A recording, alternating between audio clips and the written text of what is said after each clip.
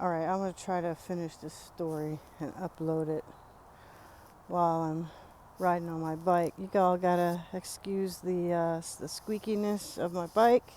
Uh, but I was telling a story about my Auntie Alice, who was, I believe, part of a medical experiment in 1977 in Baltimore, Maryland, where the Johns Hopkins Hospital is. That's a big name in the news right now, Johns Hopkins Hospital, because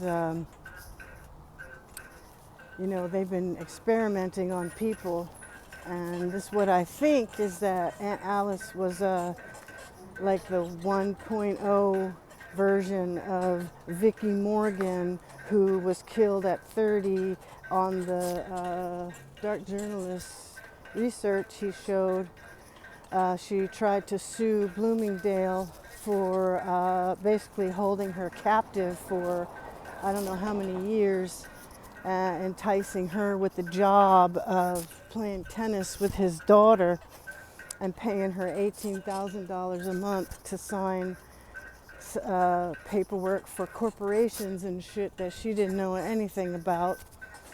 And I believe that Auntie Alice was a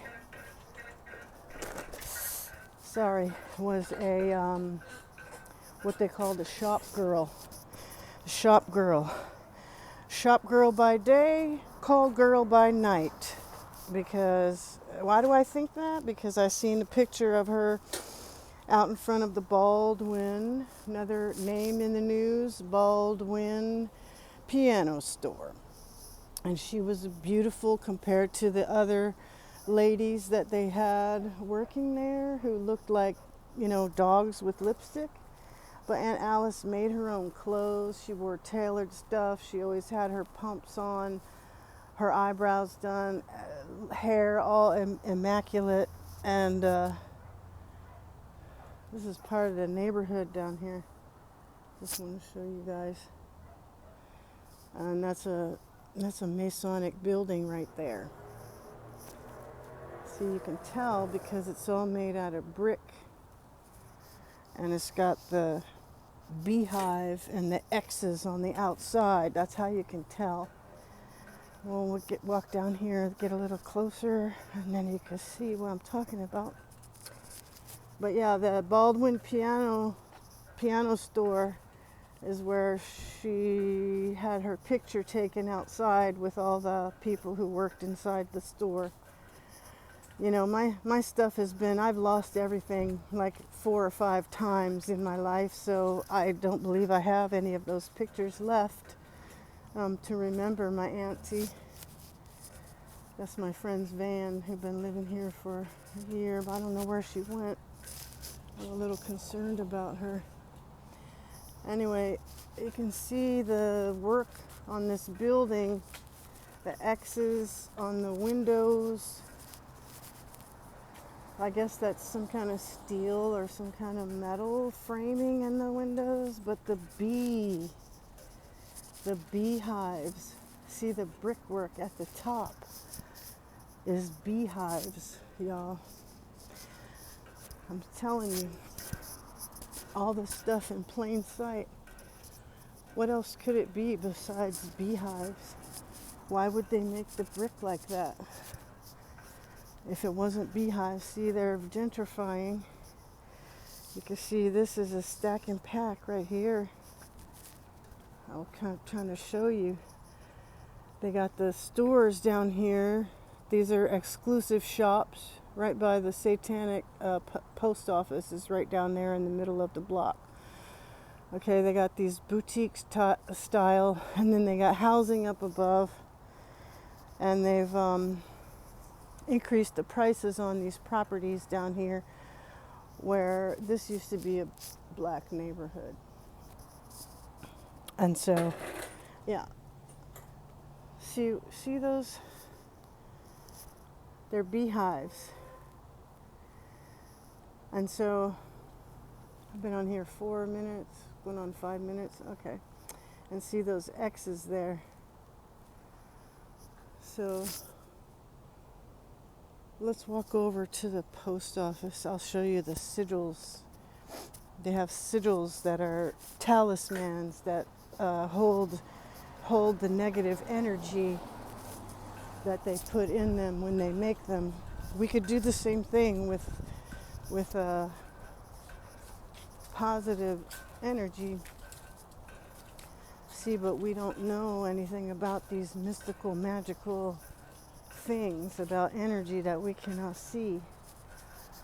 And so we use these buildings and go in there and have all of our correspondence come in there. I have my post office box in here.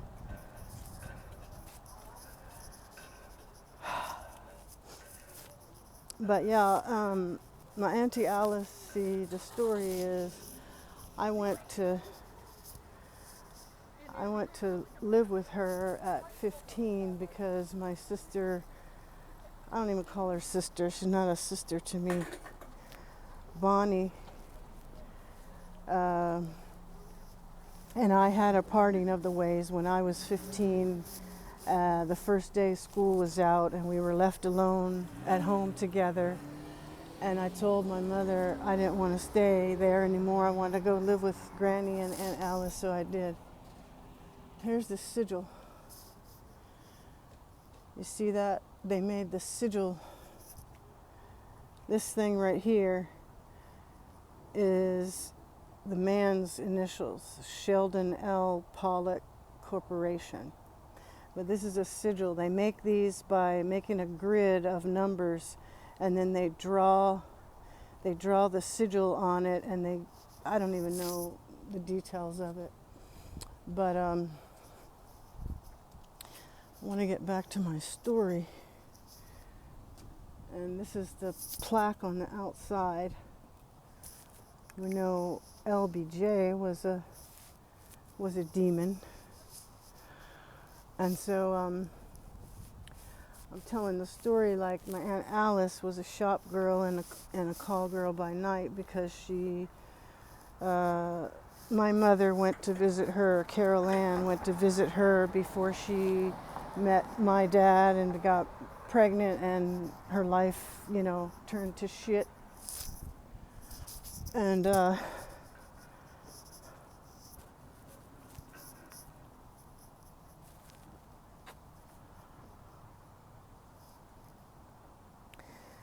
story that I heard, now I'm not close to Carol Ann, and last time I called her, she ended up hanging up the phone on me, and really I don't even have her phone number anymore. So that's why I say, oh, moms, I heard of those things. Mothers, yeah, I heard of them. People got them shits. Not me, but